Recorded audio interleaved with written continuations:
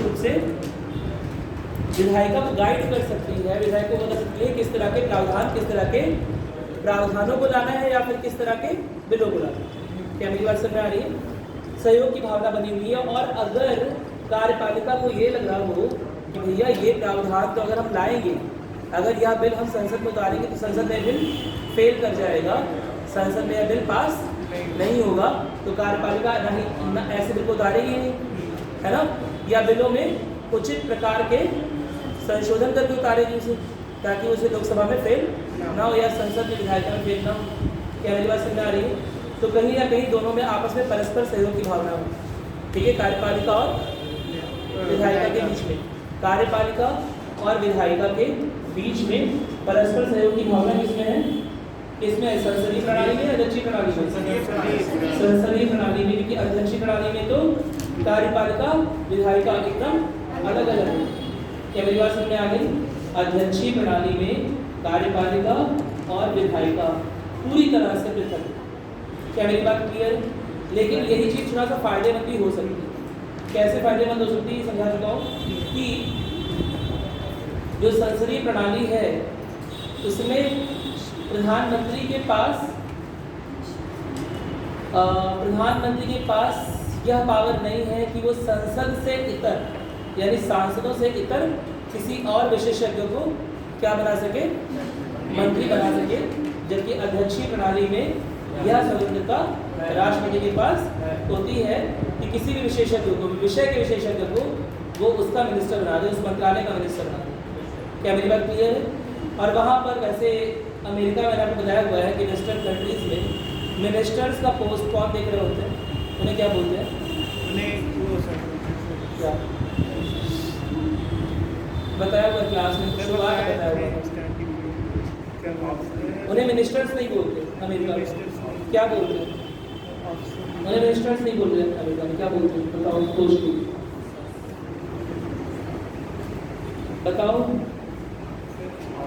Option नहीं देंगे, option तो आसान हो जाएगा ना, आराम से बताओ, ऐसे बताओ बिना ऑप्शन के। क्या बोलते हैं? वेस्टर्न या प्रेसिडेंशियल सिस्टम में मिनिस्टर की जगह पर क्या होता है? सेक्रेटरी, उन्हीं को सचिव बोलते हैं। हमारे यहाँ सचिव कौन होता है? IAS ऑफिसर, है ना, सीनियर ऑफिसर, आगे चलकर सचिव बनता है। वहाँ पर जो मिनिस्टर्स अपॉइंटेड होते हैं उन्हीं को क्या बोलते हैं? सचिव। क्या मेरी बात क्लियर है? सेक्रेटरी ऑफ स्टेट वहाँ का क्या मतलब हो गया? वहाँ का कोई राज्य का ऑफिस, है ना, राज्य के मामलों का सचिव। कोई दिक्कत तो नहीं है? ये चीज़ मैंने तब बताई थी जब मैं तुम लोग को बताया था सेक्रेटरी फॉर इंडिया, है ना, अपॉइंट हुआ था, याद आ रहा है? वाइसराय के टाइम पर 1858 के एक्ट के बाद वाइसराय अपॉइंट हुआ था और सेक्रेटरी का एक पद बनाया गया था, है ना, जो भारतीय मामलों का मंत्री था, एक तरह से ब्रिटिश संसद में भारत का प्रतिनिधि कौन था? सेक्रेटरी। क्या मेरी बात क्लियर हो गई? कोई दिक्कत तो नहीं है इसमें? चलो ठीक है, इतना क्लियर है, अच्छी बात है। एक बार पढ़ लीजिए, फिर चौथा पॉइंट लिखे हम। आज तो बहुत बातें लिखनी है, कल ने बहुत सारी बातें की थी, आज यही सारी बातें लिखनी है ना। पढ़ लो एक बार, तो लिखना स्टार्ट करते हैं।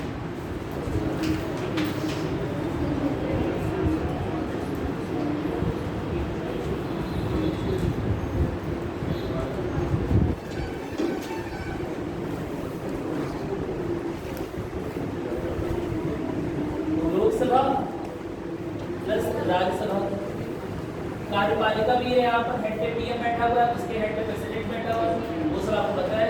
ये न्यायपालिका एकदम अलग है, ये सब आपको एकदम पता है, ठीक है। कौन सा है ये? संसदीय अध्यक्षीय? संसदीय। कौन अध्यक्षीय बोल रहे जी? एक बोल दिया अध्यक्षीय, संसदीय व्यवस्था,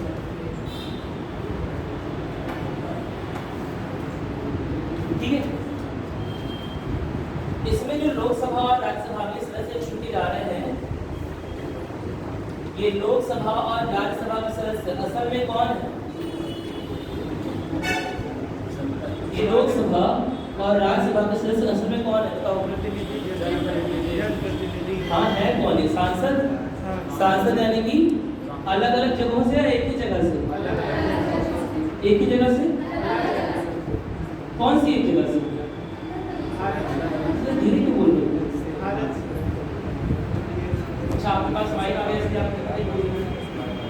सांसद ये अलग अलग जगह से है ना, सांसद है कौन? जनप्रतिनिधि है ना, और अलग अलग जगह से यानी कि पूरे इंडिया से तरह तरह के सांसद चुनकर कहाँ पर गए हैं? संसद में गए। क्या मेरी बात समझ में आ रही है? और इनमें से ही किसे बनना है? मिनिस्टर को बनना है। तो कहीं ना कहीं मिनिस्टर्स का जो चुनाव होगा, मंत्रियों का जो चुनाव होगा, वो इन्हीं जनप्रतिनिधियों के बीच में से होगा। क्या अलग से नहीं आएंगे, इन्हीं के बीच में से होगा।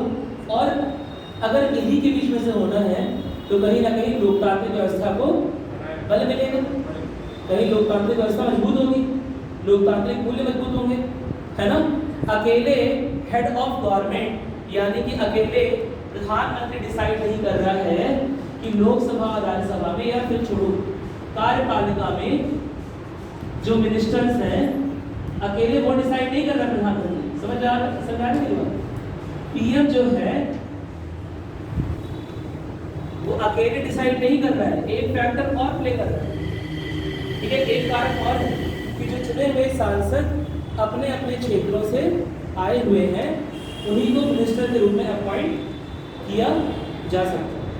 क्या मेरी बात समझ आ रही है? जो चुने हुए सांसद अपने अपने क्षेत्रों से आए हैं उन्हीं को मिनिस्टर के रूप में अपॉइंट किया सकता है, नियुक्त किया सकता है। ऐसे ही प्रधानमंत्री अपने मन मुताबिक किसी को उठाकर, है ना, अपने भाई होने की वजह से, अपना चाचा होने की वजह से, है ना, बचपन में उसके यहाँ कुछ काम किया हो या उसका दोस्त रहा हो, उससे कसम खिलवाई हो, इस सब वजह से किसी को मिनिस्टर नहीं बना सकता। क्या मेरी बात क्लियर है? तो कहीं ना कहीं लोकतांत्रिक व्यवस्था को इससे बल मिलता है। क्या मेरी बात क्लियर? इस बात को कल हमने देखा था कि प्रधानमंत्री जो कि हेड ऑफ गवर्नमेंट है यानी कि सरकार का मुखिया है, वो कार्यपालिका में जो मिनिस्टर्स हैं इनका चयन खुद से नहीं कर रहा है, जो विधायिका में पहुंचे हुए सदस्य हैं उन्हीं में से कर रहा है। जो विधायिका में पहुंचे हुए सदस्य हैं, है ना, उन्हीं में से कुछ को उठाकर मिनिस्टर बना रहा है। क्या मेरी बात समझ आ गई? कोई दिक्कत तो नहीं है ना? क्या अपने मन से, खुद के मन से कर ले रहा है ना? तो ये बात कहीं ना कहीं लोकतांत्रिक मूल्य को मजबूत करती है। कोई दिक्कत नहीं है ना? नोट करना स्टार्ट करेंगे, कल इस बारे में काफ़ी बात की है। देखिए चौथा कारण लिखिएगा, लिखिएगा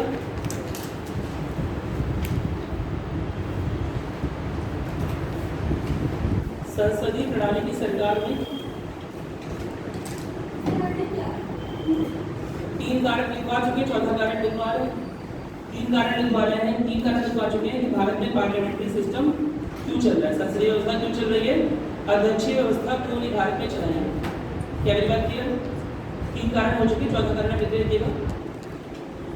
क्या लिखा दिया? हाँ, संसदीय प्रणाली की सरकार में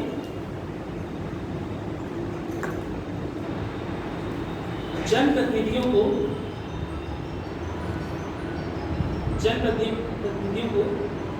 प्रत्यक्ष रूप से लोगों द्वारा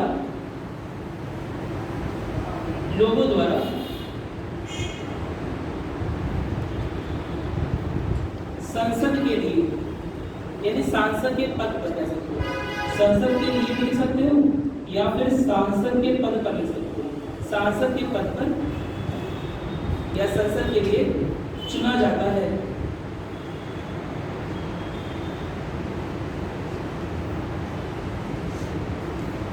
ना कि प्रधानमंत्री या उसके कार्यालय द्वारा, ना कि प्रधानमंत्री या उसके कार्यालय द्वारा, ना कि प्रधानमंत्री या उसके कार्यालय द्वारा, ब्रैकेट में सरकार के मुखिया द्वारा।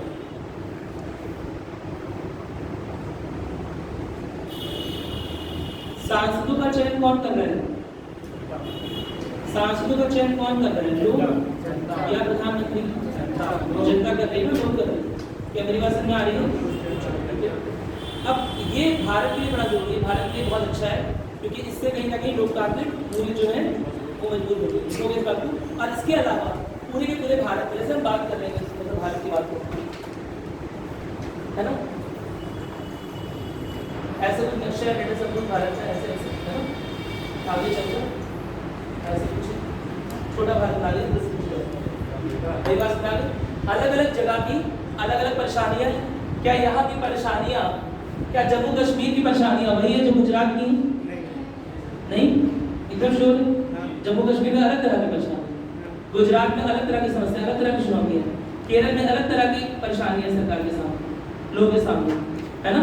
नॉर्थ ईस्ट यानी उत्तर पूर्व के राज्यों की अलग तरह की समस्या है, वहाँ के लोगों की अलग तरह की समस्या है, बंगाल में अलग तरह की परेशानियां हैं, उत्तर प्रदेश और बिहार में अलग तरह की परेशानियां। क्या मेरी बात क्लियर है? तो क्या एक व्यक्ति वो सारी परेशानियों के लिए क्या नीति बनाने में या उन सारी परेशानियों की गहराई को समझने में क्या सुटेबल योग्य रहेगा? नहीं।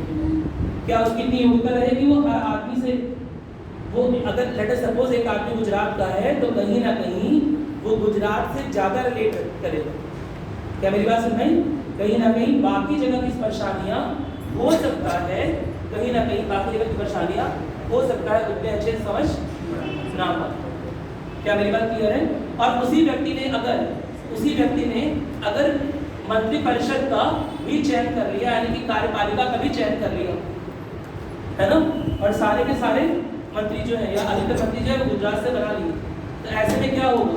क्या देश की जो परेशानियां हैं क्या अकेले गुजरात क्षेत्र के मंत्री सॉल्व कर पाएंगे? समझ जाओ ना, देश हमारा बड़ा विविध है। क्या मेरी बात सुन रहे हैं? यहाँ बहुत सारी ना केवल कल्चर की विविधता है, ना केवल सभ्यता की, जाति धर्म हर तरह की, क्षेत्र की, भाषा की, परेशानियों की, है ना। इवन आप ज्योग्राफी पढ़ रहे हो, उसमें लैंड फॉर्म यानी कि जिस तरह के भौगोलिक परिस्थिति है सब जगह की, क्या हर जगह एक ही तरह की भौगोलिक परिस्थिति है? क्या हर जगह पे एक ही तरह का इतिहास रहा है? हाँ, नहीं रहा एक ही तरह का इतिहास ना। कुछ जगह का इतिहास अलग तरह का है, कुछ जगह का इतिहास अलग तरह का है, कुछ जगह की भौगोलिक परिस्थिति अलग तरह की है। नॉर्थ ईस्टर्न एरियाज में, उत्तर पूर्वी राज्यों में भौगोलिक परिस्थिति अलग तरह की है। मेरी बात सुन रहे? यहाँ पर उत्तर प्रदेश में भौगोलिक परिस्थिति अलग तरह की है, आराम से जीवन जी रहे, कोई दिक्कत नहीं है। नॉर्थ ईस्ट में दिक्कत है उत्तर पूर्वी के राज्यों में। क्या मेरी बात सुन रहे? क्या मेरी बात क्लियर है? तो क्या किसी एक ही क्षेत्र के चुने गए मंत्री, है ना, क्या इतनी योग्यता रख सकेंगे कि सारी विविधताओं को समझते हुए सबके लिए एक तरह के नियम और कानून बना सके? ऐसा कहा जा सकते हैं, लेकिन बड़ा मुश्किल। क्या मेरी बात क्लियर है? इस क्षेत्र के मंत्री जो इस क्षेत्र से चुने जाएंगे, जो इस क्षेत्र के सांसद रहेंगे, जो इस क्षेत्र के सांसद रहेंगे, वो अपने लोगों की बात, अपने जो लोकल लोग हैं, उनके जो क्षेत्र के लोग हैं, उनकी बात को संसद में रखने के लिए या उनकी बात को मंत्रिपरिषद तक पहुंचाने के लिए या मंत्री बनने के बाद उनके लिए कानून बनाने के लिए ज्यादा सामर्थ्यवान हो। क्या मेरी बात क्लियर है? बाकी लोग हो सकता है उतनी गहराई में वह उनकी परेशानियां ना समझ पाए। हो सकता है मैं उत्तर प्रदेश में रहता हूँ और मुझे काम दिया कि जम्मू कश्मीर में काम करूँ, जम्मू कश्मीर में कुछ प्रॉब्लम हो, और मैं क्योंकि वहाँ रहा नहीं हूँ, क्योंकि मैं हमेशा यूपी में हूँ, है ना, तो मुझे वहाँ की परेशानियों की गहराई समझ ना नहीं होगी। क्या मेरी बात क्लियर? इसलिए हो सकता है जो मैं कानून बनाऊँ उससे पॉजिटिव इफेक्ट आने की जगह निगेटिव इफेक्ट आ जाए, कोई सकारात्मक परिणाम आने की जगह कुछ नकारात्मक परिणाम आ जाए। क्या मेरी बात समझ आ रही है? अरे बोलो, क्या मेरी बात क्लियर? तो इस वजह से लोकल रिप्रेजेंटेशन यानी कि जो क्षेत्रीय प्रतिनिधित्व है वो काफी जरूरी है। कोई दिक्कत तो नहीं है? नोट करना स्टार्ट करोगे? चलो नोट ही करते, ये तो है ना, ठीक है, देखो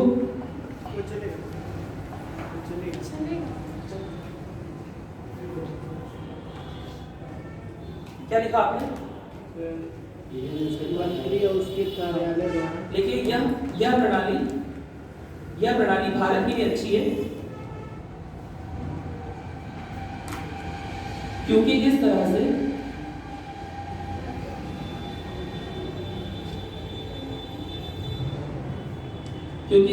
से लोग अपने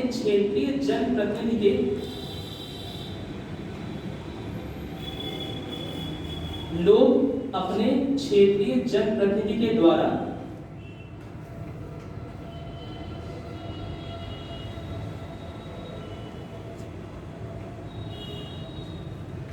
अपनी चिंताओं और समस्याओं को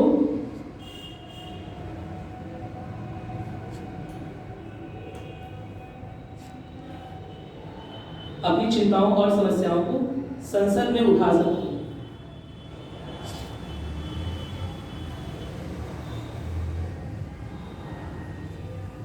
ठीक है,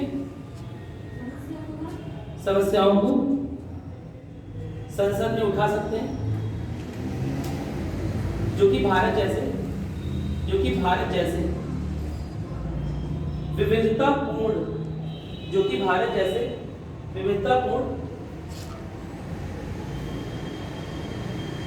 देश के लिए बेहद आवश्यक है।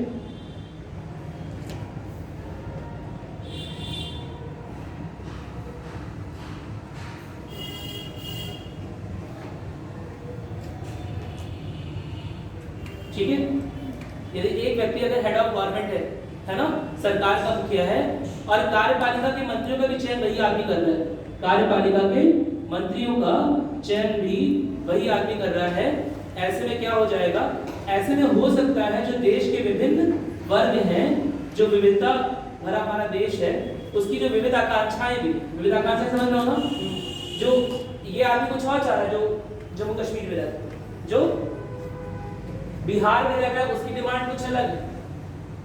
ठीक है, जो बिहार में आदमी रह रहा है उसकी डिमांड कुछ अलग है, जो जम्मू कश्मीर में रह रहा है उसकी डिमांड कुछ अलग है, जो केरल में है वो सरकार से कुछ और अपेक्षा कर रहा है, वो कह रहा है हमारे पास पढ़ाई लिखाई और रोजगार के अवसर है, हमारे पास इंडस्ट्री और लगाइए।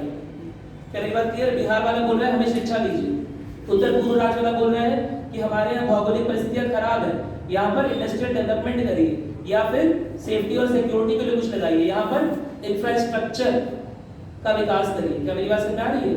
वो यूपी वाला कुछ बोल रहा है कि यहाँ पर परेशानी बहुत ज्यादा है, यहाँ पर अक्सर सांप्रदायिक दंगे हो जा रहे हैं, उन्हें शांत करिए, है ना। देश के अलग अलग प्रांतों की अलग अलग परेशानियां हैं और उनके लोगों की भी क्या एक ही आकांक्षा है?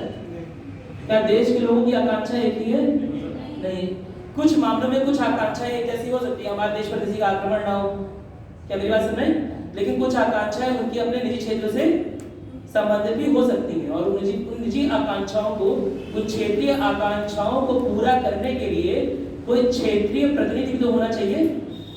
क्या मेरी बात समझ में? अगर हेड ऑफ गवर्नमेंट यानी कि सरकार का मुखिया अगर कार्यपालिका के सारे मंत्रियों का चयन कर रहा है, तो ऐसे में जो विविध आकांक्षाएं जो अलग अलग राज्यों के लोगों को, अलग अलग वर्गों के लोगों को, हो सकता है शहरी लोगों की आकांक्षा कुछ अलग है, शहरी लोग, बस्ती के लोग बोल रहे हैं मेट्रो लाइए, मेट्रो से कंपनी बाग से एपीएन की कोई मेट्रो ही नहीं आती है ना, आकांक्षा अलग है।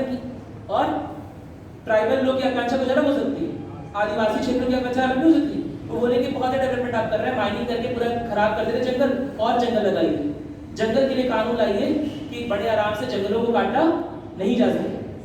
क्या मेरी बात सुन रहे? अरे बोलो। तो क्या एक ही तरह की आकांक्षाएं हैं देश भर में? महिलाओं की आकांक्षा अलग है, पुरुष वर्ग की आकांक्षा अलग है। क्या मेरी बात समझ आ रही है? देश में इतनी सारी विविधताएं हैं। हिंदी भाषी जो लोग हैं, जो हमारा क्षेत्र है, वो चाहते हैं हिंदी को राष्ट्रभाषा घोषित कर लिया जाए, है ना। अभी आपने हाल ही में 14 सितंबर हिंदी दिवस के रूप में मनाया, कई जगह लिखा था हिंदी राष्ट्रभाषा, हिंदी राष्ट्रभाषा। एक जगह मैंने पढ़ा, एक बहुत बड़े फेमस टीचर तो कहते हैं हिंदी को यूनाइटेड नेशन ने भेज देना चाहिए। ये बताओ हमारे देश का इकलौती क्या भाषाई प्रतिनिधि क्या हिंदी है?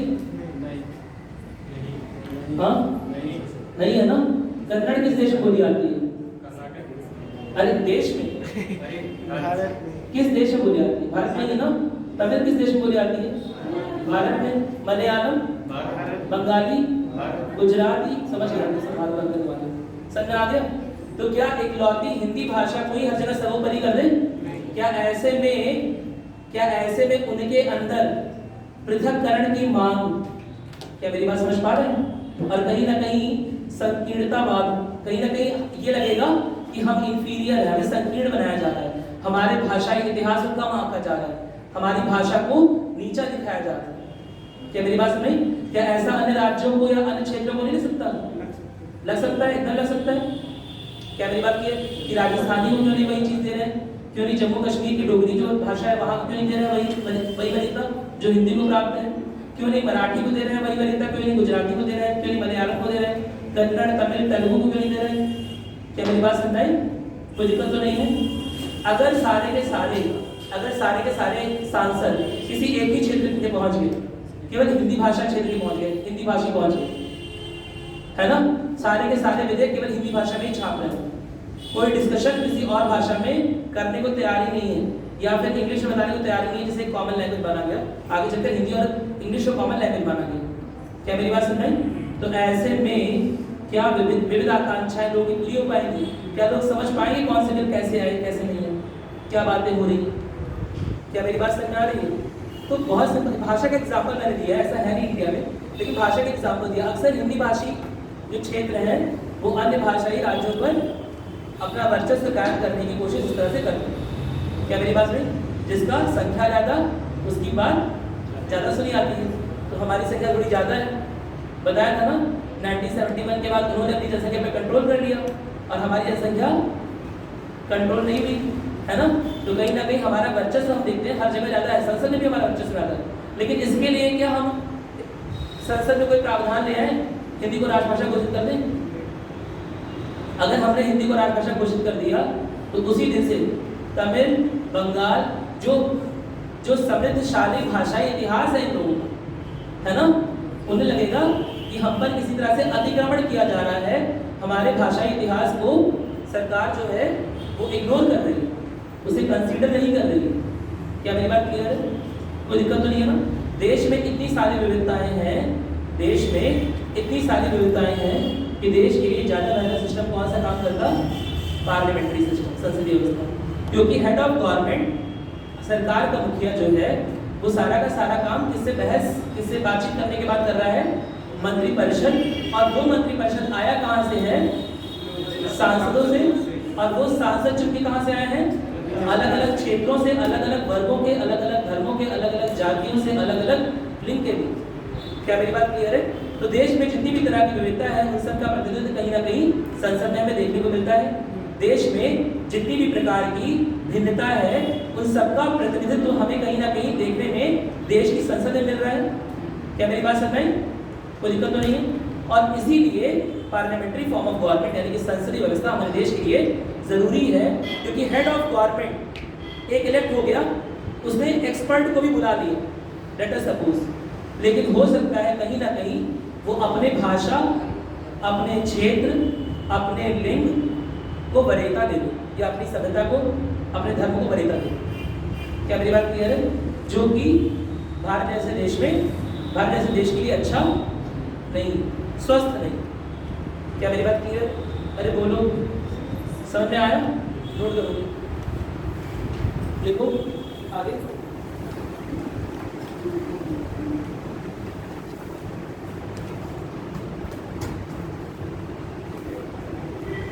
देखो यदि एक व्यक्ति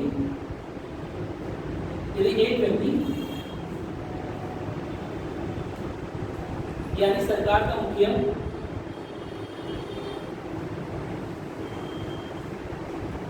लोगों द्वारा प्रत्यक्ष रूप से निर्वाचित किया जाता है,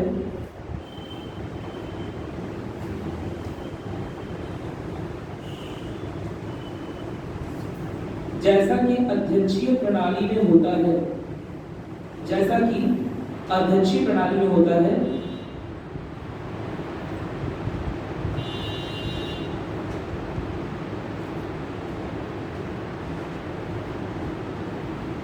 तो वह व्यक्ति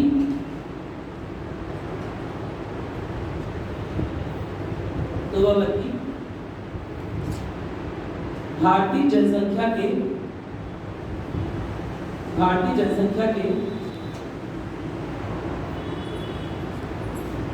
विभिन्न वर्गों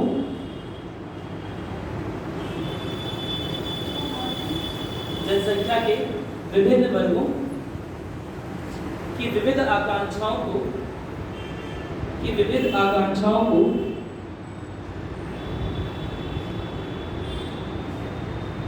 पूरा कर सकेगा।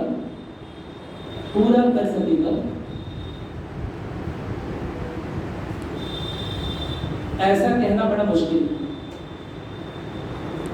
ठीक है, ऐसा तय करना बड़ा मुश्किल।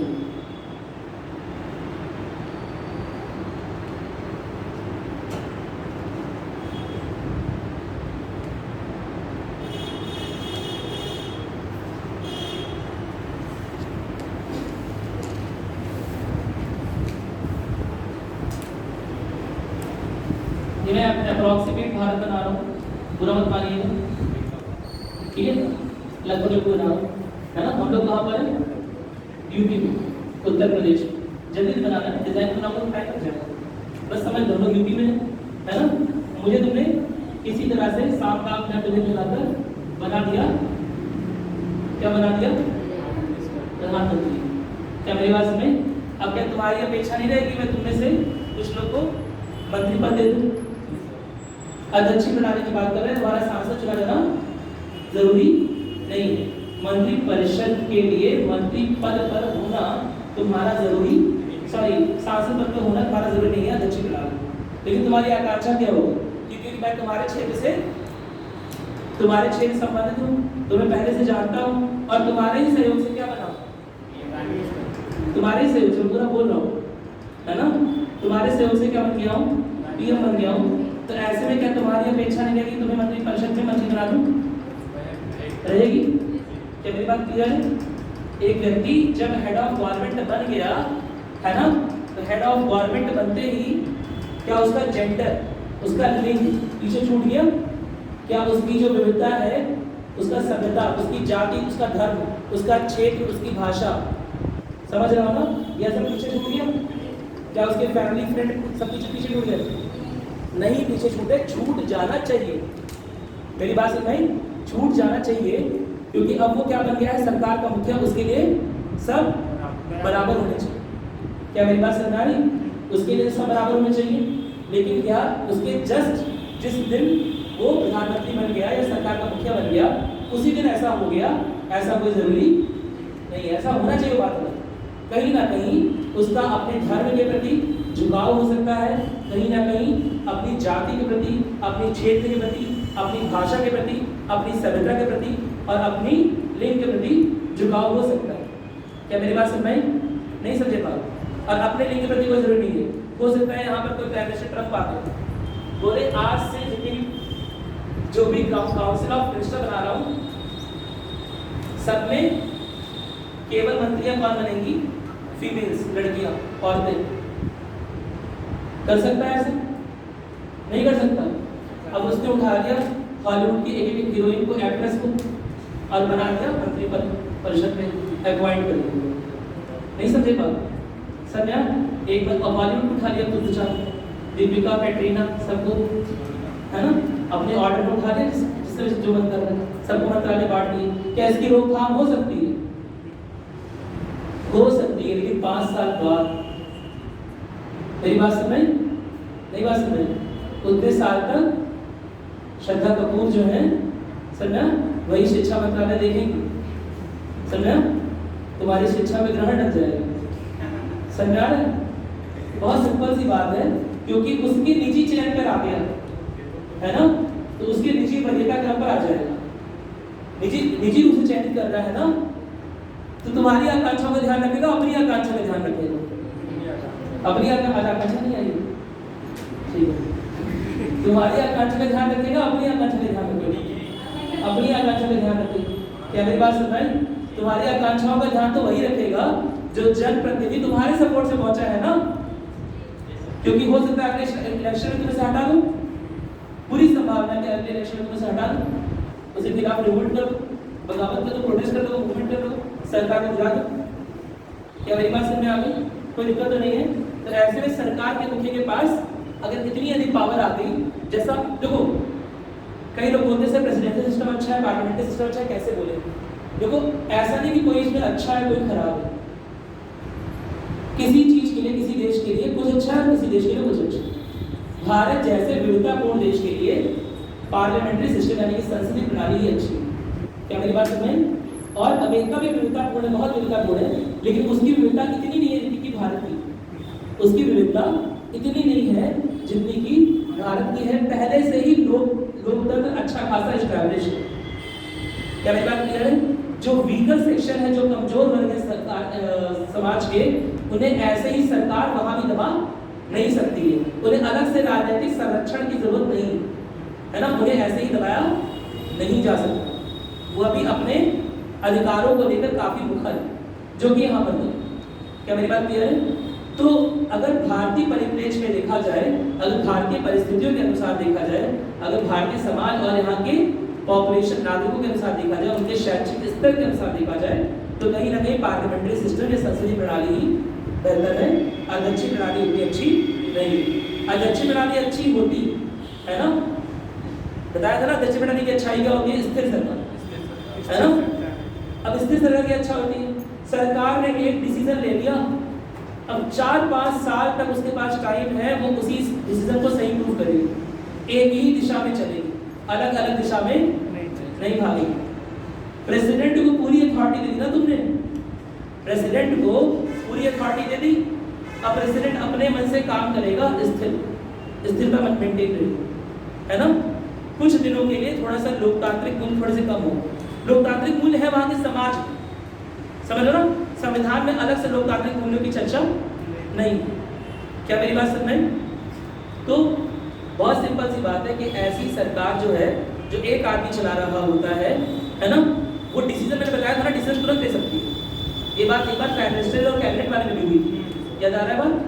Prime ministerial form of government और कैबिनेट फॉर्म ऑफ गवर्नमेंट बताया था। इसके पहले संसदीय व्यवस्था को 2 प्रकार डिवाइड किया जाता है, तुम्हारी किताबों में लिखा नहीं है, मैंने बता दिया था, प्रधानमंत्री रूप में और कैबिनेट के रूप में। इसमें बताया था कि अगर किसी एक व्यक्ति के पास पावर है तो वो तुरंत पूरा डिसीजन ले सकता है, डिसीजन अटकाएगा नहीं, तुरंत से निर्णय ले सकता है। क्या मेरी बात क्लियर है? वाद विवाद तर्क वितर्क विमर्श की जरूरत नहीं है, विचार विमर्श की जरूरत नहीं है, खुद से डिसीजन ले सकता है। लेकिन ऐसा क्या लोकतंत्र के मूल्यों के लिए अच्छा है? जहां वाद विवाद की संभावना ना हो, जहां कानून के पहले उसका डिसीजन प्रॉपर ना हो पाए, वहां वो लोकतंत्र के लिए अच्छा नहीं है। जहां सरकार के मुखिया को ये डर ना हो कि अगर मैं कोई गलत कानून लाऊंगा तो लोग मुझे हटा देंगे, लोकसभा में सरकार गिर जाएगी, जहां ये डर ना हो, वहां 4 साल के लिए 5 साल के लिए कोई भी कानून अमल में लाया भी जा सकता है। क्या मेरी बात सुने? जब तक वो सरकार या जब तक वो पार्टी सरकार में है, तब तक वो कोई भी कानून ला सकती है। क्या मेरी बात समझ में आ गई? अगर विधायिका का साथ मिल गया उसे, तो कोई भी कानून से ला सकती है। क्या मेरी बात क्लियर है? और उसे गिराया भी नहीं आ सकता। गन लॉ के बारे में कल एक दिन बात की थी, शायद कल बात हुई ना 2 दिन गन लॉ के बारे में। Let us suppose gun law तो है जो है वो लोग, इसके अलावा गन लॉ को हटाकर मिसाइल लॉ दे दिया कि सबके पास अपनी छोटी-छोटी मिसाइल रह सकती है। गन लॉ को इम्प्रूव कर दिया ट्रम्प ने, बोला सब लोग अपनी छोटी-छोटी मिसाइल रख के घूमो, है ना, किसी भी गुस्सा है तेरे घर समेत उसे तबाह करो। क्या मेरी बात समझ? मिसाइल लेना, मिसाइल को लोन पे ले सकते हो, जो गवर्नमेंट से, है ना, SBI से लोन लो, वहाँ के बैंक से लोन लो और एक मिसाइल छोटी सी घर में खरीद के छुपा लो, और जिस पे गुस्सा है पूरा घर समेत, खानदान समेत, गाँव समेत उड़ा दो। नहीं समझे बात? अपना भी उड़ जाएंगे, थोड़ा दूर चलाएंगे ना। मेरी बात समझ आ रही है? अरे इस तरह नहीं फेंकते मिसाइल, ठीक है, प्रोसेस चलती है, ऐसे नहीं फेंका था। हाँ जो भी, लेकिन क्या मेरी बात समझ आ रही है? अब ये चीज क्या दिखा रही है? वो कर भी सकता है ऐसा, अगर विधायक के साथ मिल जाए तो कर सकता है ऐसा। वो तो गन लॉ के लिए विधायक के साथ नहीं मिला, अगर कोई लॉ बना रहा है उसके लिए विधायक के साथ मिल जाए, अगर कोई कानून बन रहा है और उसमें विधायक के साथ मिल जाए तो कोई अनाप शनाप कानून भी बना सकता है। क्या मेरी बात में? और उसे सरकार जाने का डर नहीं, कि सरकार तो 4 साल बाद जाएगी, 5 साल तो है ना सरकार में, 4-5 साल तक। अरे बोलो, क्या मेरी बात नहीं? यही परेशानी है अध्यक्षीय व्यवस्था। क्या मेरी बात क्लियर है? कोई दिक्कत तो नहीं है? नोट करोगे? कितना नोट किया? आकांक्षाओं को पूरा कर सकेंगे। हाँ, क्योंकि वह अपनी निजी आकांक्षाओं को पूरा कर रहा हूँ। तुम्हारी जो विविधता भरी आकांक्षाएं हैं, है ना, उसे पूरा करने में समर्थ होगा कि नहीं होगा ऐसा कहना मुश्किल है। कर भी सकता है, अच्छा तो कर भी सकता है, मेरी बात समझ। लेकिन हर एक वर्ग के बारे में जानने के लिए, है ना, क्या तुम्हें लगता है राष्ट्रपति या कोई भी एक व्यक्ति के पास इतनी अधिक पावर दे रही है और वह हर एक समस्या का, हर एक मुद्दे का जानकार रहे? ऐसा संभव है? नहीं है ऐसा। क्या मेरी बात समझ? आगे लिखोगे,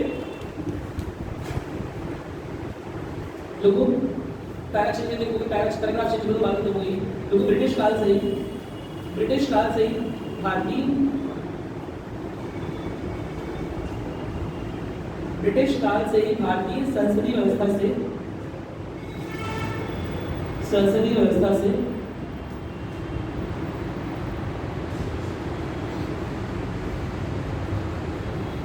परिचित है। ब्रिटिश काल से ही भारतीय संसदीय व्यवस्था से परिचित है और यह भी एक कारण है कि उसे निरंतर बनाए रखा गया है।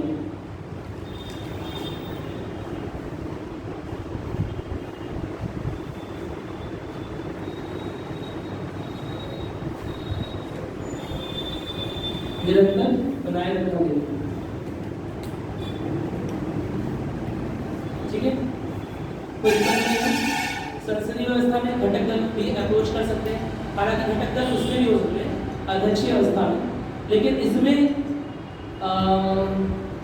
जैसे कि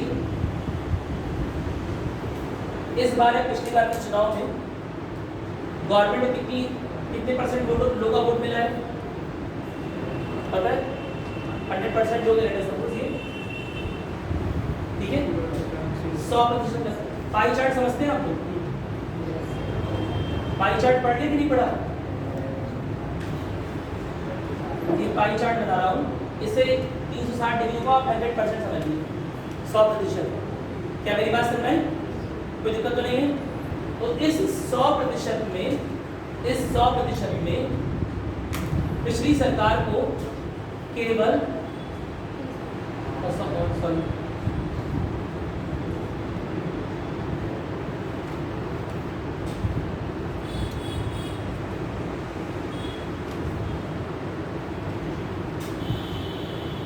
इस 100% में पिछली सरकार को केवल 32% लोगों का समर्थन प्राप्त हुआ।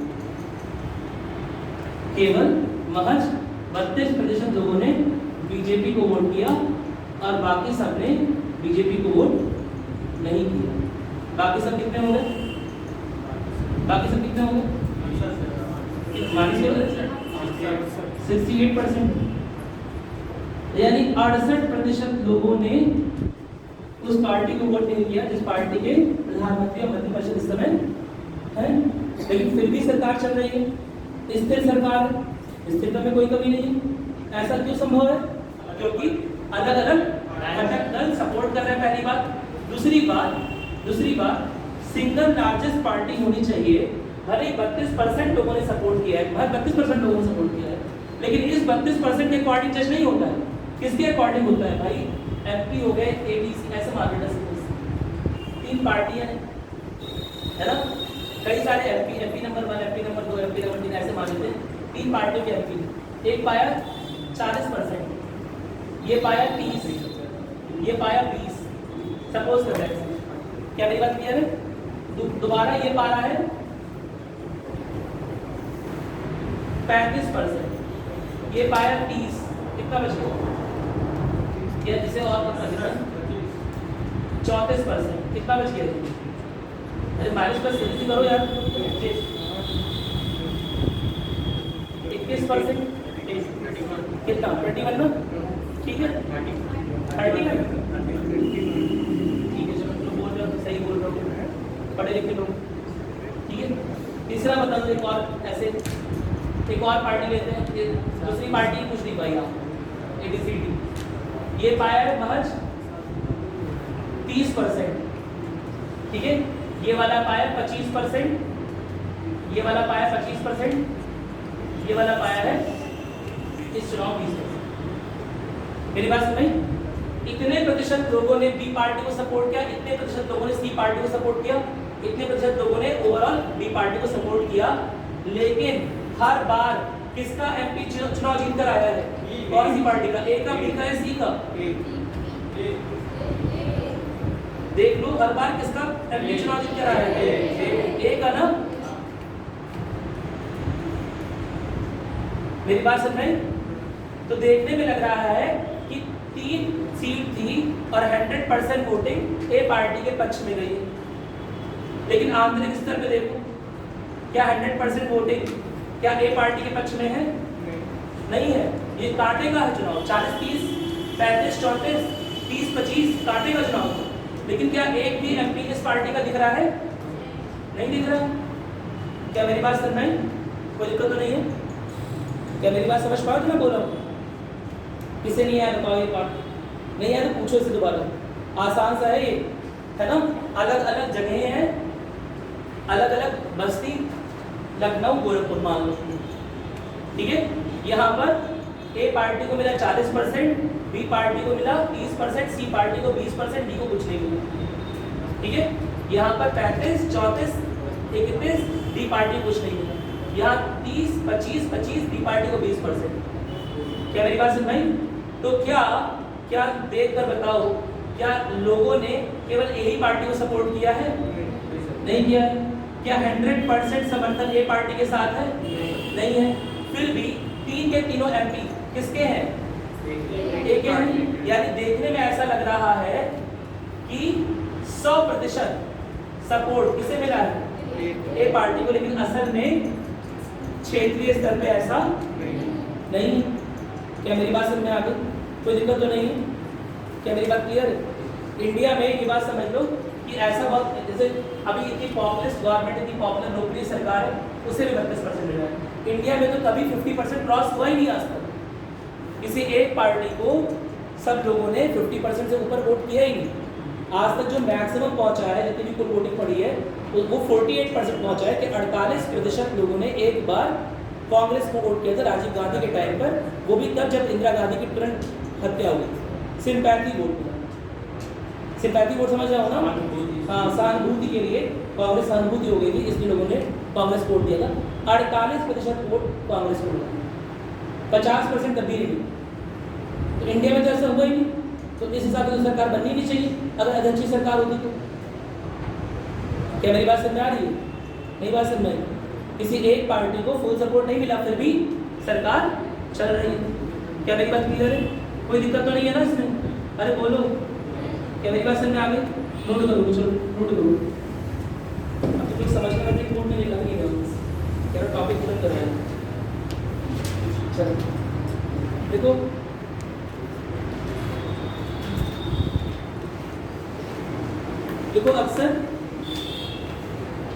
अक्सर राजनीतिक अस्थिरता को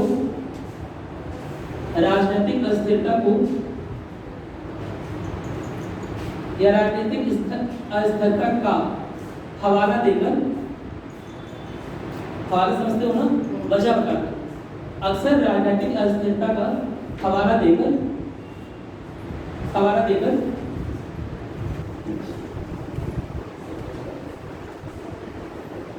संसदीय व्यवस्था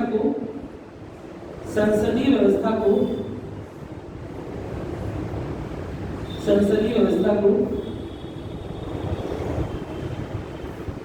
अध्यक्षीय व्यवस्था से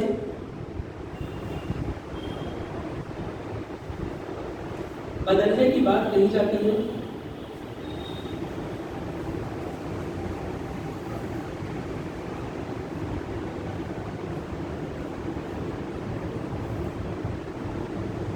ठीक है, ये बात हो भी चुकी है। मैंने आपको बताया हुआ है कि इसमें क्या है, जो संसदीय व्यवस्था है उसमें सरकार गिराना आसान है, यानी स्थिरता सरकार में कम होती है, जबकि प्रेसिडेंशियल सिस्टम में यानी कि अध्यक्षीय व्यवस्था में स्थिरता जो है ना, स्थिरता सरकार में अधिक होती है। कोई दिक्कत नहीं है ना? इसमें गिराना आसान है, इस बारे में बात हो चुकी, कई बार हो चुकी है। अविश्वास प्रस्ताव है ना, अगर आ गया, पास हो गया तो भी सरकार गिर जाएगी। अगर धन विधेयक आ गया और पास नहीं हुआ तो भी सरकार गिर जाएगी। अगर सरकार ने विश्वास प्रस्ताव लाया है ना, और वह विश्वास प्रस्ताव जो है वो पारित नहीं हुआ तो भी सरकार गिर जाएगी। इसके अलावा अगर प्रधानमंत्री ने रिजाइन दे दिया है ना, अगर प्रधानमंत्री ने रिजाइन दे दिया तो भी सरकार गिर जाएगी। अगर प्रधानमंत्री बाई चांस नहीं रहता है, उसे यमराज जी ले जाते हैं, तो ऐसे में क्या हो सकता है, दोबारा से दूसरी मंत्रिपरिषद का समर्थन, मतलब दूसरी मंत्रिपरिषद का चयन, और दोबारा से लोकसभा में आपको सबको प्रूफ करना पड़ेगा कि सारे सांसद हमारे साथ। क्या मेरी बात क्लियर है? कोई दिक्कत तो नहीं है ना? चलो, कोई दिक्कत नहीं है ना? कोई समस्या है? चलो लिखोगे, इस बात को लिखिए। लेकिन इसी संसदीय तंत्र का उपयोग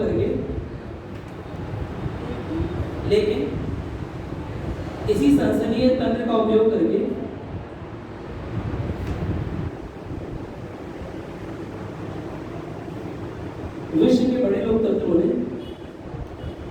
विश्व के बड़े लोकतंत्रों ने अपने देशों में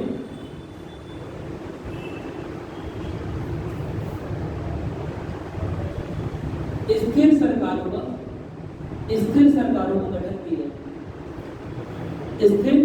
सरकारों का गठन किया है।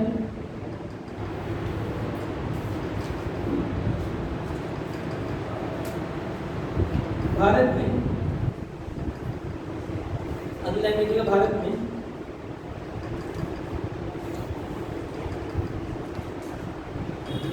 यदि हम सरकार में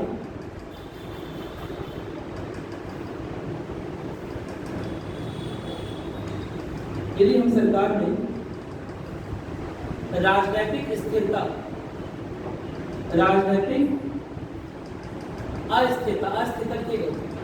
लिखेंगे ना, स्थिर के आगे अस्थिरता, यदि हम भारत में राजनीतिक स्थिरता देखते हैं या पाते हैं,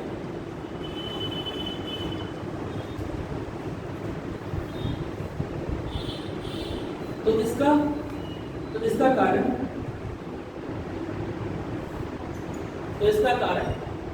संसदीय व्यवस्था की खामी ना होकर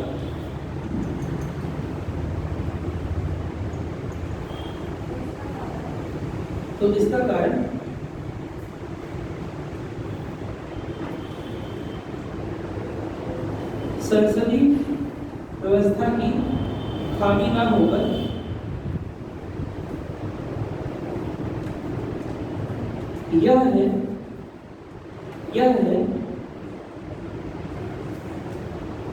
यह है कि भारत में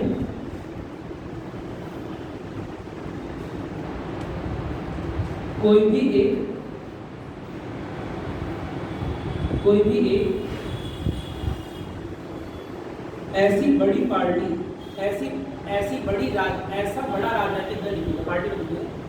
ऐसा बड़ा राजनीतिक दल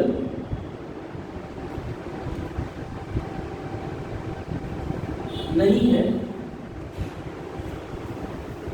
जो कि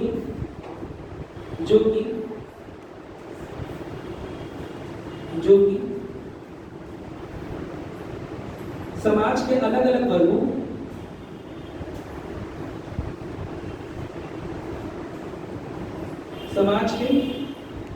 वर्गों की विविध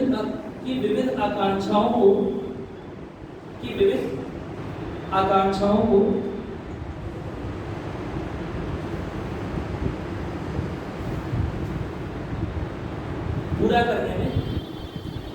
पूर्ण करने में सफल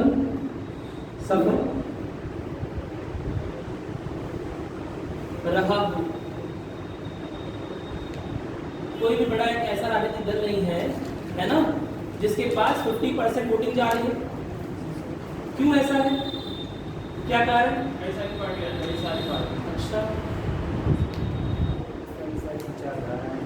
अच्छा सुनो, तुम लोग का 100% का एग्जाम होता है, तो जो सबसे अच्छा बच्चा होता है उसे 11%, बाकी सबको 8-9 ऐसे बढ़ता है क्या? कई सारी पार्टियां करते हैं। और सोचो, कई सारी पार्टियां हैं, उसके अलावा कई सारी पार्टियां हैं कि उसके और बेसिक में जो कई सारे दल हैं, लेकिन क्यों?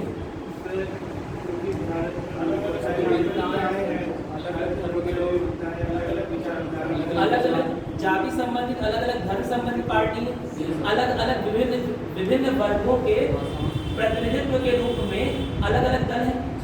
क्या मेरी बात समझ? अलग-अलग समाज के वर्ग जो हैं, उनका प्रतिनिधित्व कौन कर रहा है? अलग-अलग पार्टियां कर रही हैं। क्या मेरी बात सुनी? और अलग अलग क्षेत्रों में भी अलग अलग पार्टियां कर रही है भाई। दलितों का प्रतिनिधित्व यहाँ पर कौन कर रहा है? बहुजन समाज पार्टी। और उन्हीं दलितों का प्रतिनिधित्व बिहार में कौन कर रहा है? कोई अन्य पार्टी, जनता दल। क्या मेरी बात सुन रही? और उन्हीं दलितों का प्रतिनिधित्व कर्नाटक में कोई और पार्टी कर रही है। क्या मेरी बात समझ आ रही है? तो जितने वर्ग हैं, मतलब जितने तरह के डिवीजन हो सकते हैं उतने तरह के। भारत में जो डिवीजन है ना, भारत में डिवीजन है वो ऐसे ऐसे नहीं है, एक पॉपुलेशन का ऐसे ऐसे। क्या मेरी बात सुनाई? इस पॉपुलेशन का डिवीजन ऐसे ऐसे कई सारे पार्ट में बिटा हुआ। क्या मेरी बात सुनाई? क्षेत्र और धर्म मिला के अलग पार्टी, भाषा और धर्म मिलाकर उसकी मांग करने वाली अलग पार्टी, भाषा और जाति की वरीयता की अलग वरीयता रखने वाली अलग पार्टी। मेरी बात समझ रही? किसी जाति और किसी भाषा को मिलाकर या किसी सभ्यता को मिलाकर या ट्राइबल यानी कि आदिवासियों को मुद्दे मिलाकर कोई अलग पार्टी। क्या मेरी बात समझ रही? तो भारत जो अलग अलग पार्टियां हैं यह क्या दिखा रही है कि देश में विविध प्रकार की आकांक्षाएं हैं, बहुत सारे लोगों की अलग अलग इच्छाएं हैं और उसे पूरा करने के लिए कोई एक पार्टी अभी तक पूर्ण रूप से सफल नहीं है। इसका मतलब किसी एक ही पार्टी को भारत के विभिन्न वर्ग वोट नहीं देते। भारत में इतने सारे वर्ग है ना। क्या मेरी बात सुनाई? वो वर्ग एक ही पार्टी छोड़ो, उन वर्गों का 50% भी किसी एक ही पार्टी को वोट नहीं करता। क्या मेरी बात सुनाई? अगर कोई पार्टी ये कह रही हम बहुमत में आ गए, अगर कोई पार्टी ये बोल रही है हम बहुमत में आ गए, तो अपना वोटिंग परसेंटेज खोल के देखें कि कितने लोगों ने उसे वोट दिया है, चाहे वो कांग्रेस हो या बीजेपी हो या कोई भी हो। क्या मेरी बात क्लियर है? अपना वोटिंग परसेंटेज चेक करें कितने लोगों ने सेट दिया है, पता चला 30%, 32%, 35%, बाकी 60-65% लोगों ने उन्हें वोट नहीं दिया है। यानी कि सिंगल लार्जेस्ट पार्टी होने के बावजूद, एक बहुमत वाली सरकार या बहुमत वाली पार्टी होने के बावजूद उसके पास अधिकतर लोगों का समर्थन नहीं है, लोगों ने उसे रिजेक्ट कर दिया। इस तरह से देखो ना, 32% लोगों ने सपोर्ट किया, यानी कितने लोगों ने रिजेक्ट कर दिया? 68% लोगों ने रिजेक्ट कर दिया। मेरी बात सुन रहे? और ऐसा होने के बावजूद चाहे बीजेपी हो चाहे कांग्रेस हो, वो सरकार बना सकती है। क्या मेरी बात समझ आ रही है? कोई दिक्कत तो नहीं है ना, कोई समस्या नहीं है। इसीलिए एक ही पार्टी के पास ज़्यादातर 50% क्रॉस नहीं हो रहा होता है। इसका कारण क्या है? यह बात तो सही है कि कई सारी पार्टी हैं, लेकिन कई सारी पार्टियों बनने का कारण क्या है? क्योंकि भारत में कई सारे आधार पर कई सारे वर्ग हैं। ठीक है? क्या मेरी बात क्लियर है? तमिलियन हिंदू, उत्तर भारतीय हिंदू से उनकी अलग डिमांड है, भाषा को लेकर डिमांड है। क्या मेरी बात समझ? अरे बोलो। ठीक है? तमिलियन मुस्लिम उनके साथ हो सकते हैं उस मामले में, तमिल भाषा के मामले में। क्या मेरी बात क्लियर? फिर उनमें भी 4 वर्ग खुल गए, है ना। पिछड़ा वर्ग है, महिलाओं के लिए अलग पार्टी। क्या मेरी बात समझ? या ऐसी पार्टी जो महिलाओं के भी मुद्दों को ध्यान रखे उसके लिए अलग, ठीक है। आदिवासियों के लिए अलग समूह। तो जहां पर इतनी विभिन्न आकांक्षाएं हैं, समझ रहे हो ना, जहां पर समाज के या समाज का बंटवारा इतने सारे विभिन्न वर्गों में है, वहीं पर इतनी सारी पार्टीज हो सकती हैं। और जहां पर इतनी विविध आकांक्षाएं हैं, वहां पर कोई एक पार्टी सबकी आकांक्षाओं की पूर्ति नहीं कर सकती, उसका सच्चा। क्या मेरी बात समझ आ गई? कोई दिक्कत तो नहीं है ना? चलो नोट करोगे, नोट करो।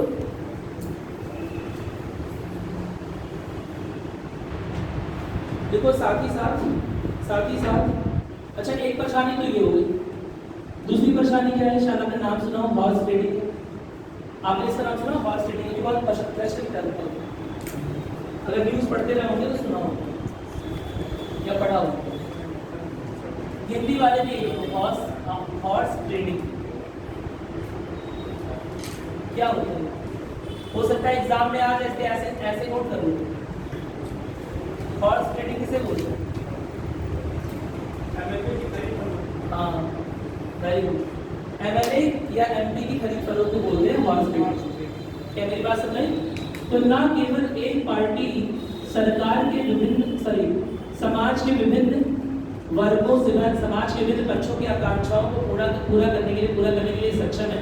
साथ ही साथ इस पार्टी के जो एमपीज हैं, किसी एक ही पार्टी के जो एमपीज हैं, वो भी अपने दल का समय समय पर साथ छोड़ते रहते हैं। क्यों? निजी आकांक्षाओं की पूर्ति के लिए, बड़े घर के लिए, बड़ी गाड़ी के लिए, ज्यादा पैसा के लिए, निजी प्रलोभनों के चलते कई बार एमपीज जो हैं, जो सांसद हैं, वो अपने दल का दामन छोड़ देते हैं, अपने दल का साथ छोड़ देते हैं, अपने दल को समर्थन देना बंद करते हैं। हालांकि इसके लिए एक एंटी डिफेक्शन बिल आया हुआ है, लेकिन वो भी स्पीकर के कहने के बाद ही लागू होगा। जब स्पीकर बोलेगा लोकसभा का तभी होगा। क्या मेरी बात समझ में? उसके बारे में बाद में बात करेंगे अभी, लेकिन सामान्य रूप से इस तरह की खरीद फरोख्त हो सकती है। क्या मेरी बात क्लियर? अरे बोलो, समझ आ गई मेरी बात? इस बात को नोट करो, पहले नोट करो फिर बताओ। देखो साथ ही साथ भारत में कुछ सांसदों द्वारा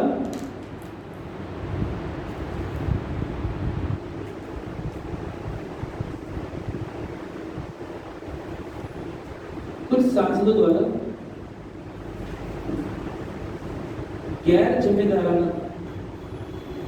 जिम्मेदाराना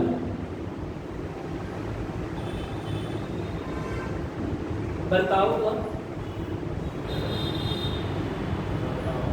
का प्रदर्शन,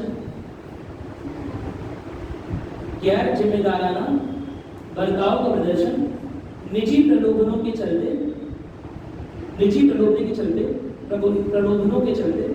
किया जाता है। निजी प्रलोभनों के चलते किया जाता है।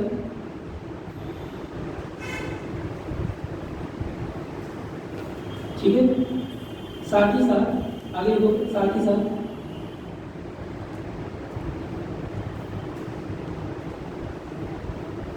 देश के मतदाता भी अक्सर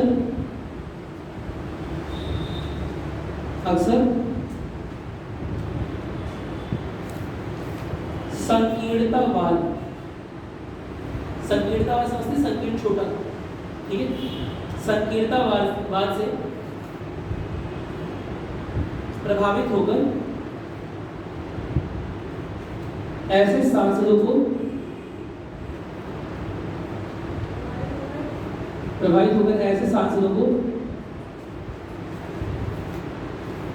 अगले चुनाव में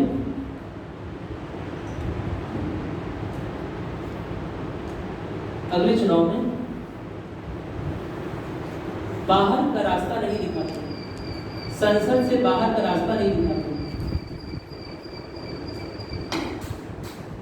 संसद से बाहर का रास्ता नहीं दिखाते। ठीक है, क्या मतलब हुआ इसका? संकीर्णतावाद क्या होता है? एक एमपी जो ए पार्टी का था वो कहाँ चला गया? बी पार्टी में चला गया, और एमपी जब ए पार्टी से बी पार्टी में गया है ना, तो क्या उसने अपने मतदाताओं के साथ धोखा नहीं किया है? किया। क्या मेरी बात समझ में? लेकिन क्या सारे के सारे मतदाता उसे छोड़ ही देंगे? नहीं छोड़ देंगे। क्या उसे सजा देंगे? नहीं। बोलेंगे हमारे धर्म का है, कर दिया, गलती हो गई, कोई बात नहीं। मेरी बात समझ? हमारी जाति का है ये। क्या मेरी बात क्लियर है? हमारे क्षेत्र का है। अरे अच्छा आदमी है, कभी कभी तो दो चार खून से किसी से भी रहता है, हमने भी मच्छर मारे हुए। क्या मेरी बात क्लियर है? अरे बोलो। तो कई बार अपने धर्म को, अपनी जाति को, अपने क्षेत्र को, अपनी भाषा को, अपने लिंग को वरीयता देकर कई बार जिस तरह से सांसदों को पनिश किया जाना चाहिए, यानी कि सजा दी जानी चाहिए। सांसद को सजा देने का मतलब क्या है? कि अगली बार के चुनाव में उसे हरा दिया जाए। क्या मेरी बात समझ आ गई? बताओ, हो सकता है ऐसा ना किया जाए। क्या मेरी बात समझ आ गई? और अगर ऐसा नहीं किया गया तो क्या वो सांसद अगली बार फिर पार्टी नहीं चेंज कर लेगा? उसे मतदाताओं का डर है, मतदाताओं का भय है? नहीं, उसे पता है कि उसके मतदाता जो हैं वो उससे जुड़े हुए हैं, सेंटिमेंटल है। क्या मेरी बात समझ? इमोशनल होकर जुड़े हुए हैं, अपने जाति को समझ के, अपने धर्म को समझ के, अपने क्षेत्र को समझ के, अपनी भाषा या अपने लिंग का समझकर या अच्छा ही समझकर, अपनी तरह का या अपने नस्ल का समझकर या अपनी सभ्यता का समझकर किसी न किसी रूप से जुड़े हुए। क्या मेरी बात समझ में आई? कोई दिक्कत तो नहीं है? इस चीज को बोलते हैं संकीर्णतावाद, जहां पर अन्य चीज जो है हावी हो जाए, जहां पर आप लॉजिकल सोच जो है वो हटा दें और केवल है ना, केवल इस नजरिए से चीजों को देखें कि हमारे धर्म से जुड़ा हुआ है, हमारी जाति से, या हमारी भाषा से, हमारे नस्ल से। अगर इस चीजों को, अगर एमपी को अगर आप इस बेसिस पर पार्लियामेंट में भेज रहे हैं, तो कल को वो एमपी हो सकता है निजी प्रलोभनों के चलते पार्टी को चेंज कर सकता है। मेरी बात सुने? और आप उसे सजा नहीं देंगे तो हो सकता है कई बार चेंज करता रहे ऐसे। क्या मेरी बात क्लियर? कोई दिक्कत तो नहीं है? तो इंडिया में जो प्रॉब्लम है वो दो तरह की प्रॉब्लम है जिसके बारे में हमने बात की।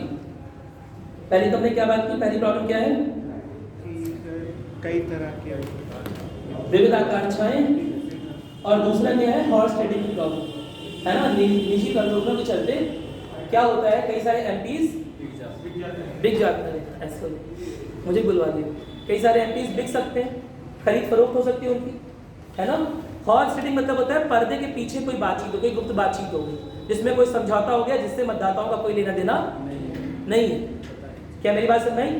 तो ऐसी चीज को क्या बोलते हैं? Horse trading. ऐसी कोई हॉर्स ट्रेडिंग हो गई, आपके एमपी ने आपको धोखा दे किसी और पार्टी को ज्वाइन कर लिया, अब आप क्या करोगे? आपके पास दो ऑप्शन है, या तो अगले इलेक्शनों से पनिश करो, है ना, लेकिन 5 साल तो झेलना ही पड़ेगा, या फिर कई लोग क्या होते हैं अगले इलेक्शन में भी उसे पनिश नहीं करेंगे, सजा नहीं देंगे। क्या बोलेंगे कि ऐसा ऐसा है, हमारे घर का है, हमारे कॉलेज में पढ़ा हुआ है, हमारी सीट में बैठता था, है ना, हम में से एक है यार, क्यों करना है? क्या मेरी बात क्लियर है? अरे बोलो। तो इसकी वजह से यह सब परेशानियां हैं संसदीय व्यवस्था में, ठीक है। संसदीय व्यवस्था में परेशानी नहीं है, संसदीय व्यवस्था को लागू करने वाले लोगों में परेशानी है। क्या मेरी बात क्लियर है? वरना इसी संसदीय व्यवस्था का उपयोग करके वर्ल्ड की बहुत सारी डेमोक्रेसी, विश्व की जो बड़ी बड़ी लोकतंत्र हैं वो चल रही है और अच्छा रिजल्ट, अच्छा परिणाम भी दे रही है। लेकिन हमारे यहाँ यह दो मेजर कारण जिसकी वजह से संसदीय व्यवस्था क्या हो रहा है, संसदीय व्यवस्था में कुछ ना कुछ दिक्कतें आ रही। क्या मेरी बात समझ में आ गई? कोई दिक्कत तो नहीं है ना? क्या मेरी बात समझ में आई कि नहीं आई? एक बार जो लिखा है उसे पढ़ लो एक बार, अगर नहीं आ रही।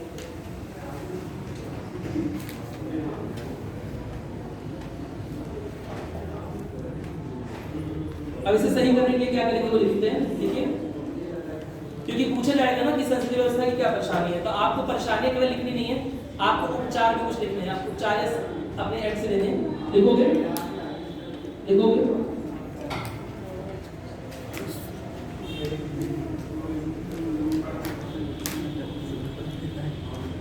देखो, राजनीतिक स्थिरता को बढ़ाने के लिए, राजनीतिक स्थिरता को बढ़ाने के लिए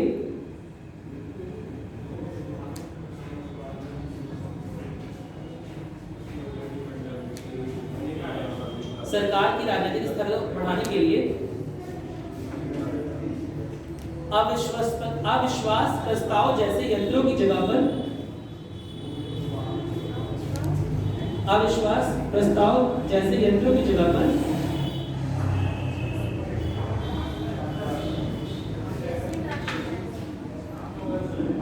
बढ़ाने के लिए अविश्वास प्रस्ताव जैसे यंत्रों की जगह पर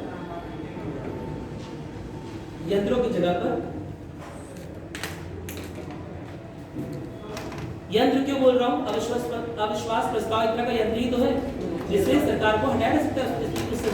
टूल है, एक तरह का यंत्र। यंत्रों की जगह पर कुछ नए और बेहतर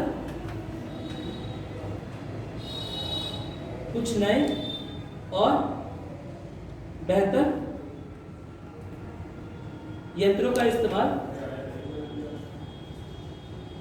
किया जा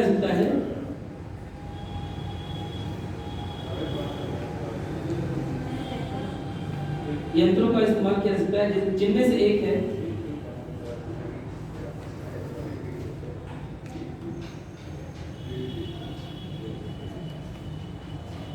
अविश्वास प्रस्ताव का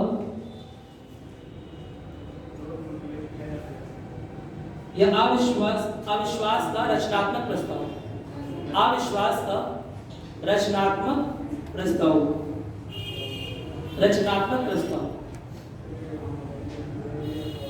इंग्लिश में बोलते हैं constructive motion of non confidence.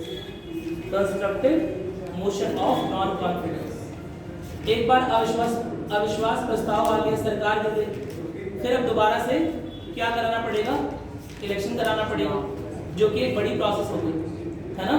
तो उसकी जगह पर एक जर्मन कॉन्सेप्ट है, जर्मन अवधारणा जर्मनी में, है ना, यूज की जाती है, जिसमें अविश्वास प्रस्ताव तो आता है, लेकिन साथ ही साथ जो अपोजिशन पार्टी है वो अपने पक्ष में विश्वास प्रस्ताव भी लाती है। अविश्वास प्रस्ताव लाएगा कौन? विपक्षी पार्टी, है ना। समझते हो प्रस्ताव क्या होता है? क्या होता है बेसिकली संसद में, है ना। लेट अस सपोज कि ये पता चलता है कि बहुत सारे एमपी, बहुत सारे सांसद मौजूदा सरकार के साथ नहीं है, तो ऐसे में विपक्ष जो होता है वो अविश्वास प्रस्ताव लाएगा, और यदि वह अविश्वास प्रस्ताव संसद से पारित हो जाता है तो सरकार को गिरा हुआ सरकार को खत्म मान दिया जाएगा। क्या मेरी बात क्लियर है? सरकार गिर जाएगी, कोई दिक्कत नहीं है। सरकार के गिर जाने का अर्थ हुआ दोबारा से चुनाव करवाना पड़ेगा। तो यह एक बड़ी प्रक्रिया हो गई ना, दोबारा से चुनाव होगा, दोबारा से भाई इलेक्शन कमीशन को टाइम लगेगा चुनाव करवाने, दोबारा से खर्चा होगा, और हो सकता है दोबारा से जो सरकार बने उसके खिलाफ भी अविश्वास प्रस्ताव आ जाए, तब दोबारा से सरकार बनानी पड़ेगी। क्या मेरी बात क्लियर है? इसके खिलाफ या इससे इतर एक जर्मन अवधारणा है जो जर्मनी के संसद में यूज होती है, वो होती है रचनात्मक अविश्वास प्रस्ताव। ठीक है, उसमें क्या होता है कि अविश्वास प्रस्ताव तो आया, लेकिन अपोजिशन पार्टी, है ना, यानी कि विपक्षी दल जब अविश्वास प्रस्ताव ला रहा है तो साथ ही साथ अपने समर्थन में एक विश्वास प्रस्ताव भी ला रहा है। क्या मेरी बात क्लियर है? तो जैसे जैसे आपने यह दिया कि हम इस सरकार के मत से सहमत नहीं है ना, या हमें इस सरकार पर विश्वास नहीं है, वैसे वैसे आपको विपक्षी दल पे भी साइन करते रहेंगे कि हम इस सरकार के साथ हैं, हम चाहते हैं इनकी सरकार बन जाए, जो मजबूत विपक्षी दल। क्या मेरी बात क्लियर है? और जैसे ही यह सरकार जनाब होगी गिरेगी, वैसे ही नई सरकार बन दी जाएगी, क्योंकि अलग से चुनाव नहीं कराने पड़ेंगे। उन्हीं एमपीज ने जिन्होंने इस सरकार को समर्थन दिया था, उनमें से कुछ एमपीज ने किसे समर्थन दे दिया? दूसरे विपक्षी दल को समर्थन दे दिया। क्या मेरी बात क्लियर है? कोई दिक्कत नहीं है ना। तो ऐसे में सरकार बार बार मतलब सरकार की स्थिरता एक तरह से मेंटेन है। क्यों मेंटेन है? सरकार भले ही अस्थिर थी कुछ हद तक, लेकिन बार बार चुनाव नहीं कराने पड़े, बार बार वो गैप नहीं मेंटेन हुआ। ऐसा नहीं कि सरकार गिर गई तब दोबारा चुनाव होगा, 1-2 महीने लगेंगे, फिर रिजल्ट आएगा, फिर मंत्रिपरिषद गठन होगा, ये सब नहीं। क्या मेरी बात क्लियर है? जैसे अविश्वास प्रस्ताव आया, उसी के साथ विपक्षी दल के सहमति में, विपक्षी दल के समर्थन में एक विश्वास प्रस्ताव भी आ जाएगा, और जैसे ये सरकार गिरेगी दूसरी सरकार को मौका, या दूसरी पार्टी को मौका मिल जाएगा सरकार बनाने। क्या मेरी बात समझ में आ गई? कोई दिक्कत तो नहीं है ना? ठीक है। तो भारत में क्या है, केवल अविश्वास प्रस्ताव की अवधारणा है, यह वाली अवधारणा नहीं है, जिसकी वजह से भारत में अविश्वास प्रस्ताव लाना भी कठिन है, पहली बात। दूसरी बात, एक चलती हुई गवर्नमेंट को हटाना। क्या मेरी बात क्लियर है? भले ही एमपी जो है वो अपनी ही गवर्नमेंट से सहमत ना हो, लेकिन फिर भी उसे हटाने में रुचि नहीं रखते। क्या मेरी बात क्लियर है? हो सकता है हटाएं, दोबारा इलेक्शन करवाना पड़े, और इलेक्शन जब एमपी को दोबारा खुद ही हार जाए, ऐसा हो सकता है ना। एक एमपी ने या कई से कुछ एमपीज ने अपनी सरकार के साथ नहीं है ना, तो उसके विधेयक को सपोर्ट ना करें, ऐसी सरकार को गिरा दें लोकसभा में। क्या मेरी बात समझ? और जब नई सरकार बनाने की बारी आएगी तो क्या होगा? दोबारा से चुनाव होगा। अब लोग बोलेंगे कि भाई तुमने इस पार्टी का साथ नहीं दिया तो हम तुम्हें वोट नहीं करेंगे।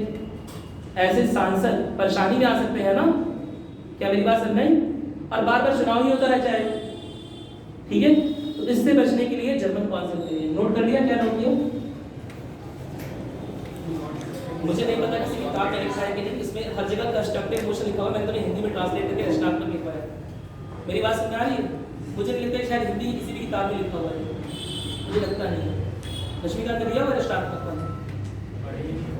पढ़ेगी नहीं, अभी कब पढ़ेंगे? चलो एग्जाम के बाद पढ़िएगा। नहीं दिया ना, किसी भी किताब में रचनात्मक वाली बात नहीं की। सब किताबों में यहाँ पर एंड कर दिया है कि व्यवस्था भारत के लिए अच्छी है, लेकिन उस व्यवस्था में क्या खामियां हैं उसकी बात नहीं की है वो लिखवा दी, और उन खामियों को दूर कैसे किया जा सकता है उसकी बात लिखवा दी। क्या मेरी बात सुनाई? इस चीज पर कई सारे क्वेश्चन लगातार 2018, 19, 20 मेंस में आए हुए, लगातार क्वेश्चन पूछता है कि संसदीय व्यवस्था की क्या खामियां हैं। एक क्वेश्चन ये हो गया, संसदीय व्यवस्था अच्छी है या प्रेसिडेंशियल अध्यक्षीय व्यवस्था अच्छी है। मेरी बात सुन रही? अगर संसदीय व्यवस्था में खामियां हैं तो उसे दूर करने के लिए कुछ उपचार बताएं। क्या मेरी बात क्लियर? तो उसमें यह बात आप जरूर लिखेंगे, वो जो चीज लिखवाई इस क्या खामियां हैं, दो मेन खामियां, और इसके अलावा ये जो बात लिखवा रहा हूं लिखेंगे। लिखिए क्या लिखा, पूरी लाइन बताइए मुझे।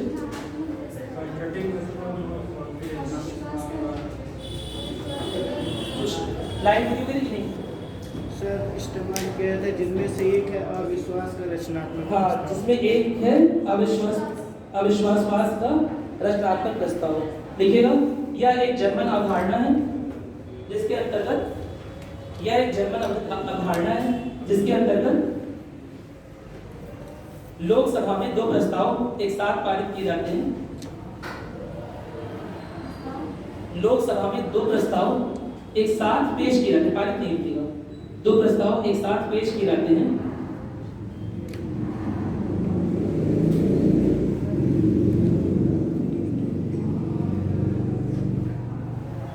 पहला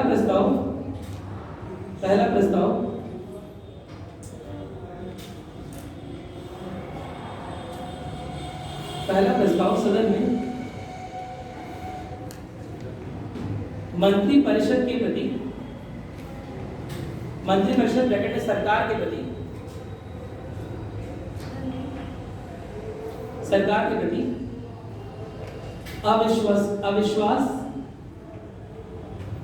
अविश्वास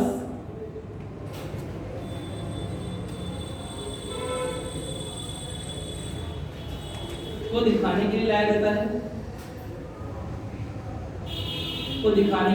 है, और दूसरा प्रस्ताव सदन में मंत्रिपरिषद के प्रति अविश्वास को लाने के लिए, अविश्वास को दिखाने के लिए लाया जाता है, दिखाने के लिए लाया जाता है ना। और दूसरा प्रस्ताव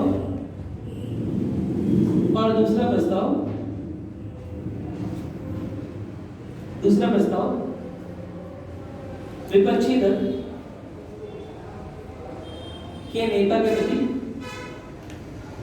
के नेता प्रति विश्वास का होता है या समर्थन का होता है, विश्वास और समर्थन का होता है। विपक्षी दल के नेता के प्रति विश्वास और समर्थन या समर्थन का होता है।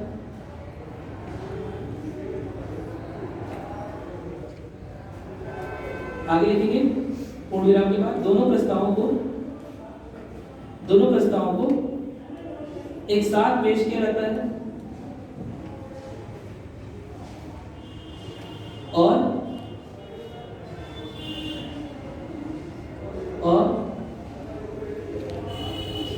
यदि दोनों प्रस्ताव पारित हो जाते हैं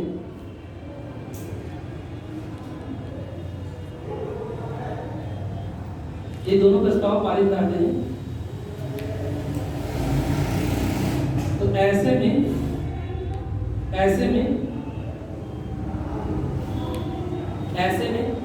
यह मान लिया जाता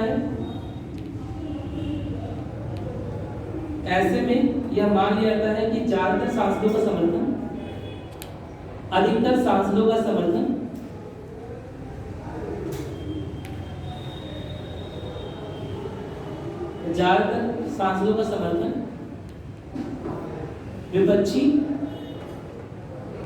विपक्षी दल के साथ है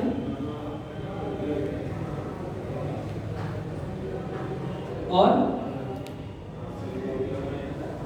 तात्कालिक सरकार को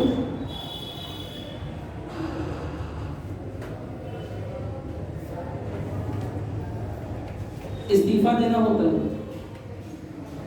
तात्कालिक सरकार को इस्तीफा देना होता है।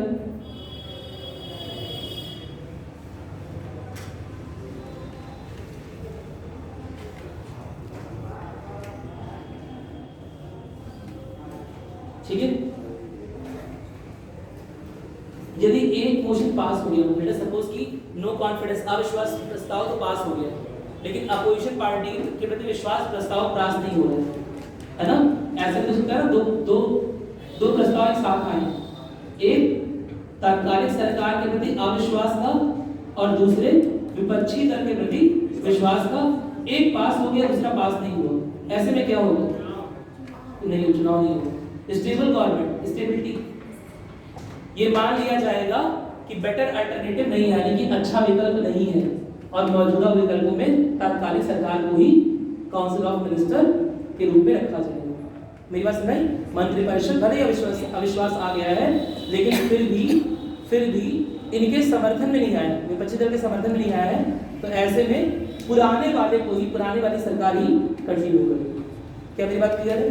तो इससे इस अस्थिरता भी नहीं होगी बार बार। मेरी बात सुनाई? जब बेहतर विकल्प हो, एक बार होता है ना कि हम लोग कह रहे हैं ऐसा कर देंगे वैसा कर देंगे, हम आएंगे तो जगह जगह ताजमहल खुलवा देंगे, जगह जगह अच्छे एकदम पूरा धरती को स्वर्गलोक बना देंगे, चुनाव में आ जाएंगे। मेरी बात सुनाई? लेकिन जब खुद काम करने का मौका लगा तो कुछ भी नहीं कर पा रहे। मेरी बात सुनाई? अरे बोलो, ठीक है। तो इसीलिए अगर बेहतर विकल्प नहीं दे पा रहे हैं, तो ऐसे में उन्हें चुनाव या उन्हें सरकार में क्यों रहने दिया जाए? क्या मेरी बात क्लियर है? अगर सदन के सांसदों का विपक्षी दल के प्रति विश्वास नहीं है ना, तो तात्कालिक सरकार को जाने की जरूरत नहीं है। इसे यह माना जाएगा कि जो डिसीजन लिया जा रहा है, जो निर्णय लिया जा रहा है ना, उस समय के लिए सबसे बेहतर विकल्प वही है, भले ही लोगों की पसंद में ना। क्या मेरी बात क्लियर है? कोई दिक्कत तो नहीं है? क्या मेरी बात समझ में आ गई? चलो नोट करोगे। हालांकि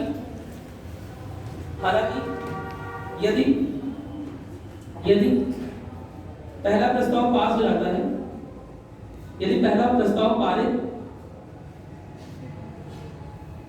और दूसरा पारित नहीं हो पाता है, तो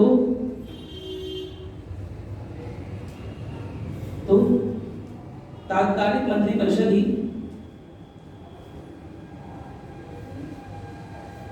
तात्कालिक मंत्रिपरिषद है, उस तरह की जो मंत्रिपरिषद है, तात्कालिक मंत्रिपरिषद ही सरकार में बनी रहेगी, सरकार में बनी रहेगी।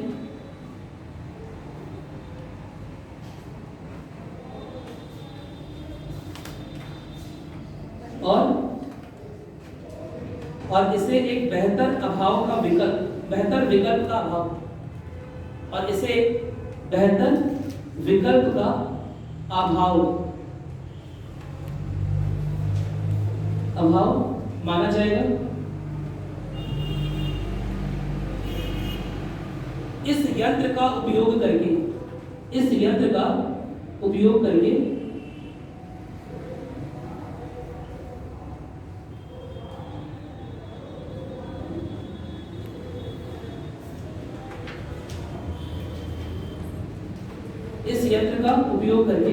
विपक्षी दल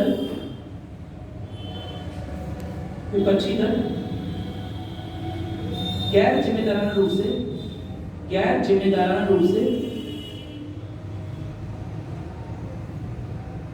तात्कालिक सरकार को नहीं हटा पाएगी।